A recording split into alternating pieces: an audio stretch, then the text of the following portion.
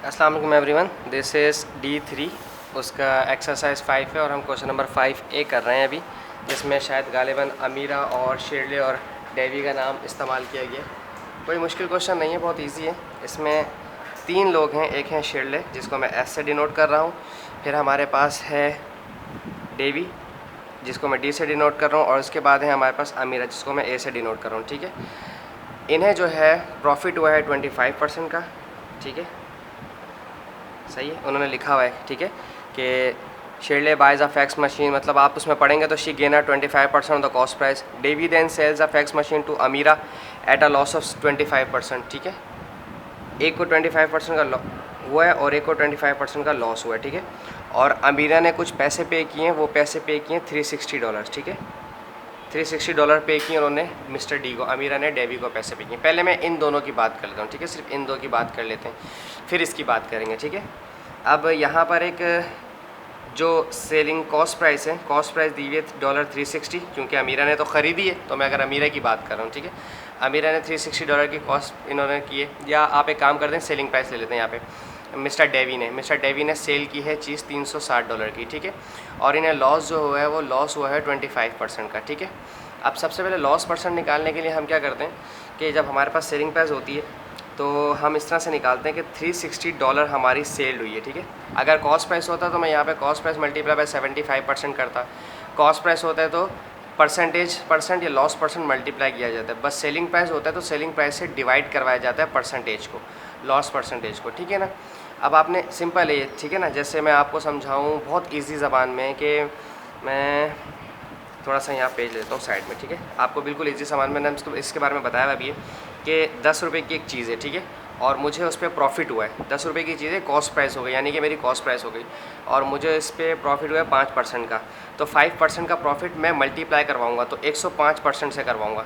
ठीक है ना, याद आ रही है आपको चीज़ के? फिर ये 100 यहाँ नीचे 0 आ जाएंगे, ये 0 से कैंसिल होगा।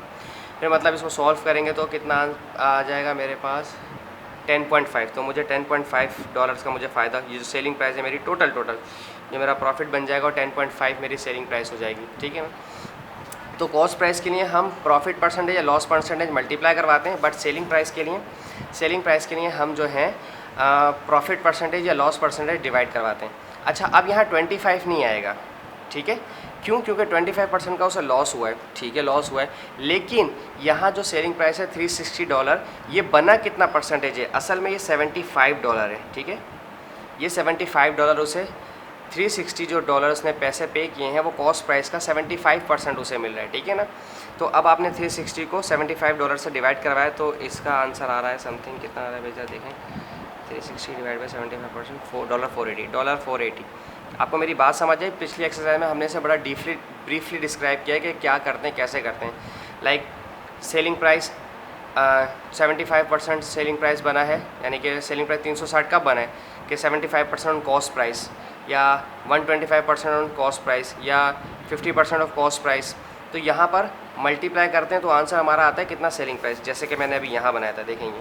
ठीक है ना, अब कॉस्ट प्राइस का मल्टीप्लाई करवाऊँगा परसेंटेज से तो मेरे पास पैसे आ जाएंगे जो मैंने बेची है। अब यहाँ पर कॉस्ट प्राइस नहीं पता, या कॉस्ट प्राइस मालूम करनी है या सेलिंग प्राइस है, तो ये जो परसेंटेज वाली वैल्यू है वहाँ जाकर क्या करेगी, सेलिंग प्राइस से डेफिनेटली डिवाइड करती है परसेंटेज या लॉस परसेंटेज। ठीक है ना, बहुत ईजी बात थी ये। तो जो मिस्टर डेवी ने जो ये चीज़ परचेज़ की थी $480 की परचेज़ की थी। ठीक है ना, क्योंकि ये सेलिंग प्राइस इन्होंने बेची है, मिस्टर डेवी ने इनको बेची $360 की, और ये $360 जो हैं ये नुकसान हुआ था। तो मिस्टर डेवी की कॉस्ट प्राइस आ गई है, cost price for mister Davy. ठीक है, मैं यहाँ लिख देता हूँ cost price for mister Davy 480। ठीक है, अच्छा, अब ये मिस्टर डेवी के कॉस्ट प्राइस 480 है, तो यानी कि मिस्टर डेवी ने ये जो बेची चीज़ दिए थे ये $480 में ख़रीदी थी। ठीक है, ये इन्होंने 480 में ख़रीदी थी और इन्होंने 360 में बेच दी। तो अब ये जो 480 है ये परचेजिंग प्राइस है, कॉस्ट प्राइस है मिस्टर डेवी की। जैसे ये अमीरा की 360 जो है परचेजिंग प्राइस थी, कॉस्ट प्राइस थी अमीरा की, अमीरा को $360 की ये चीज़ पड़ी थी, बट मिस्टर डेवी ने सेल की थी। इसी तरह से जब मिस्टर डेवी ने 480 की परचेज़ किए तो मिस्टर शिरले ने ये 480 की बेची होगी। तो अब अगर मैं मज़ीद पीछे जाऊंगा तो मुझे पता चल जाएगा मिस्टर शिरले ने कितने की परचेज़ की। सिंपल, दोबारा से अब हम इसमें जो है हमारे पास $480 बना है, ये रहा $480 ये अब मैं निकाल रहा हूँ दोबारा से कॉस्ट प्राइस। अब मैं कॉस्ट प्राइस निकाल रहा हूँ शिरले की, ठीक है, एस मिस्टर एस की, ठीक है। अब 480 डॉलर 480 नुकसान में बेची थी शिरले ने या फ़ायदे में बेची थी, हम चेक करते हैं। शिरले ने प्रॉफिट हुआ था शिरले को 25% का, बट मैं 25% नहीं लूँगा, मैं 100 प्लस करूँगा। लाइक 75% लिया था, 25% में से 100% माइनस किया तो 75% हो गया। अब यहाँ प्रॉफिट है 25% का, मैं इस 25% में 100 प्लस करके 125% कर रहा हूँ। अब इसको 480 डिवाइड बाय 125% करते हैं हम, इसका आंसर बन रहा है समथिंग $384। तो यानी कि कॉस्ट प्राइस फॉर मिस्टर शिरले के लिए जो कॉस्ट प्राइस पड़ी है वो 384 की पड़ी। और इन्होंने सवाल भी गालिबन यही पूछा था कि हाउ मच डिड शिरले पे फॉर इट, कि शिरले ने कितने पैसे पे किए। शिरले ने 384 पे किए। सो सिंपल ये इसका आंसर था। थोड़ा सा ट्रिकी था, थोड़ा सा टेक्निकल था। अगर आपको कॉस्ट प्राइस, सेलिंग प्राइस और कॉस्ट प्राइस का percent, profit percent, selling percent पता हो तो आप आराम से इजीली कर सकते हैं। Thank you so much. नहीं भी समझ आया तो कमेंट सेक्शन में आप मुझे बता सकते हैं, मैं वहाँ पे आपको ब्रीफली डिस्क्राइब करूँगा। Thank you so much. अल्लाह हाफिज़।